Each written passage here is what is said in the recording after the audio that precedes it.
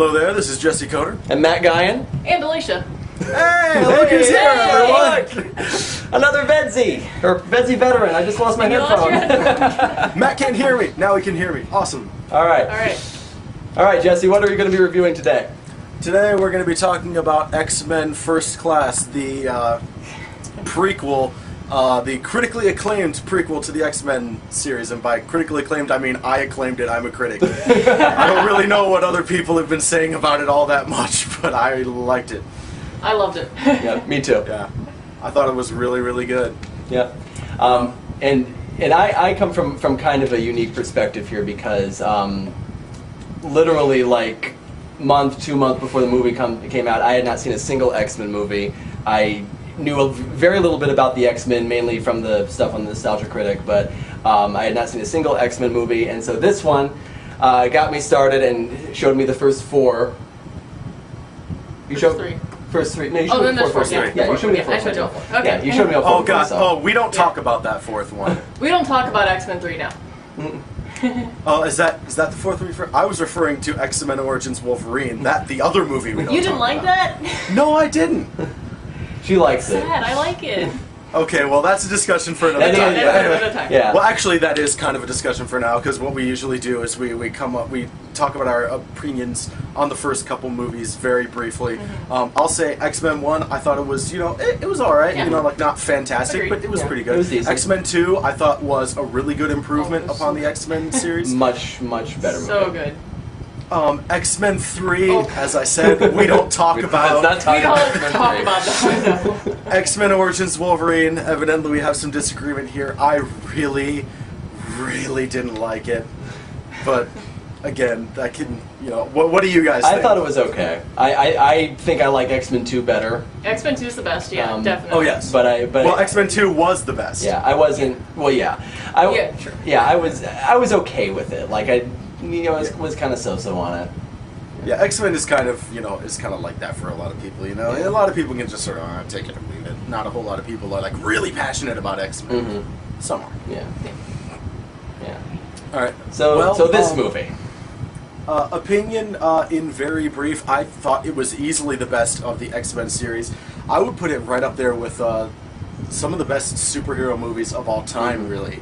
Yeah. I mean, it's a very different breed from a lot of other superhero movies, but I think that it sort of stands in a league of its own in that way, and I thought it was really, really good, really unique. Yeah, I would definitely agree. And again, for someone who was introduced to X-Men really very recently, it was nice to kind of see the background, to see the backstory, and I felt like I wasn't terribly confused by what was going on. So I felt like it was well done in that way. And it was nice to kind of see the origins, the X-Men origins. Not that one. No. Yeah, no, just overall, I really liked it. I was really excited for it to come out, and I was pleased. I was really happy with what they did with it. I thought it was very, very good.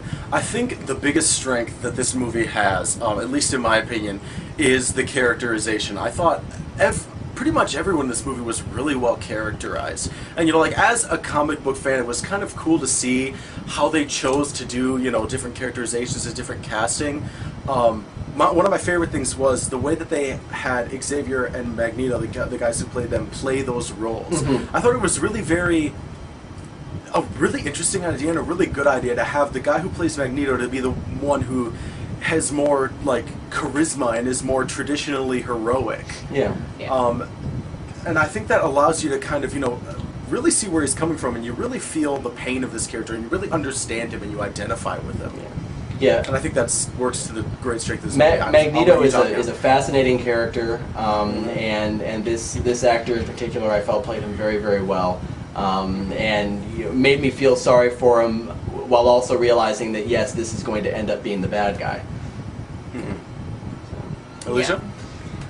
Yeah, the guy who played Magneto blew me away. He did a great job at it. He really did capture the character well. Like you guys have already covered everything. He really just captured the emotion of how he felt, and you could really just kind of see how this transformed and how the Magneto in the later movies came from this guy. And I think what makes the whole thing work is, obviously it's centered around, the Xavier Magneto relationship. And even though they know each other for a very brief amount of time, because of the situation they're in, because of the period of time that the movie takes place in, and because of like just the fact that they do have a lot of things in common, and of course there's like that moment where they have the mind link, where they actually experience one another's emotions in that moment. I think that they did a really good job of creating a bond between these two characters in a very short amount of time. Yeah. Yeah, I would definitely say so. I think that's really what drove the movie, with just the friendship, and I'm really excited to see movies do that, that focus around a friendship. In a lot of ways, I feel like that's what Harry Potter was about, focusing around this friendship of three people, and I felt like this movie did very much the same thing, and it's exciting to see movies doing that, and taking it to a deeper level. Yeah. Just making it not so much about people with powers, but just people. Yeah. And I think that was kind of the original intent of X-Men, was not so much to show off these really cool powers, but to make it relatable. And I think that's what the point of science fiction should be in general. Absolutely. Do you have anything to interject, Alicia? I know we're kind of talking over you. It's okay. I'll jump in when I got something. What do you think of Xavier? Oh, you're gonna bring that up now? I'm gonna bring that up. You're gonna bring that up now? Yeah. Okay. All right. Fine. Xavier, really, as a character, I didn't like him. See, I don't think that the movie really asks you to like Xavier. Yeah, he just... I think it just asks you to kind of listen to his viewpoint. Yeah. Not so much like him. He was just... Which I thought was an interesting choice. Yeah. I'm still not entirely sure about how I feel about it, but I think it's interesting to kind of have him play someone who is really very emotionally detached in a lot of ways. He was just really smart, and you didn't get this idea that he was kind of exploring with the other X-Men. He just seemed to already know everything.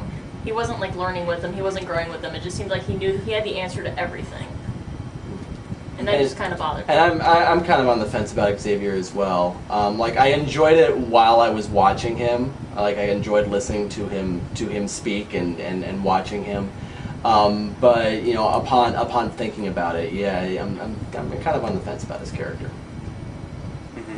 I think a lot of the minor characters in this movie do a really good job too of making you really like them, because they show like little tiny moments that you sort of share with those characters are really fun. When they're all messing around with their powers. That was great. There are a lot of really great little scenes in this movie. I love the scene where they're gathering up all of the people that they want to be on the team. And by the way, that scene, if you haven't seen it yet, I'm not going to spoil it, but it has the greatest cameo in the history of Marvel movies. Just blows away every Stan Lee cameo. Utterly. Absolutely. It's fantastic. That was great. I just thought it was the greatest thing. And another thing I really love about this movie, I have to say this, is that from a continuity standpoint, if this movie truly is in continuity, it basically negates the events of X-Men 3 and X-Men Origins Wolverine. Yeah, it really does. Which I'm kind of a fan of. It's just sort of let's forget about those movies, guys. Those didn't happen. Let's just put those away in this little folder here. I don't know. I enjoyed that aspect of the movie, I won't lie. No, there's something to be said for that. Well, any closing thoughts, or are we? I think in a lot of ways, I could not describe this as a perfect movie. It was really close, but there were a lot of, I shouldn't say a lot of, but there were some little things that really kind of bothered me. I thought that once they put Beast in his makeup, he looked like the Blue Grinch from the Jim Carrey movie. Yeah, I do. I found his makeup really distracting. I really hated that they went for the dead bro walking trope. The one black character in the movie, they kill him. He's in there just to die. And I don't like it when they do that with any character, where they bring in someone to kill them. I never much liked that. But all in all, I think this was a really, really great movie, if not a perfect one. Yeah, I would agree. I really enjoyed watching it. I really got into the plot and the characters and the relationships between them. And I thought it was just really well done, really solid. Agreed. I loved the whole alternate universe. I love the whole alternate history thing regarding the Cuban Missile Crisis. I thought loved it. I thought that was a brilliant framing device for Yes, this. definitely. No, the history major loved it. And I will have to say one more thing that I thought kind of dragged this movie down was, I can't remember her name at the moment, but the woman who played Emma Frost was just a walking sleeping pill for me. Okay. She was very, very, I thought she was very, very flat. I mean, she basically, I guess she was faithful in the sense that she had all the emotion of a lump of carbon.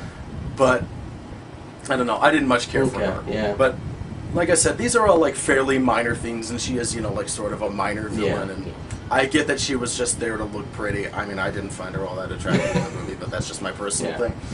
So, anyway, I think we should probably move on to Worth Meter because I'm pretty sure we've gone way over time at this point. So you want to go first? You want to go first? Sure, I can.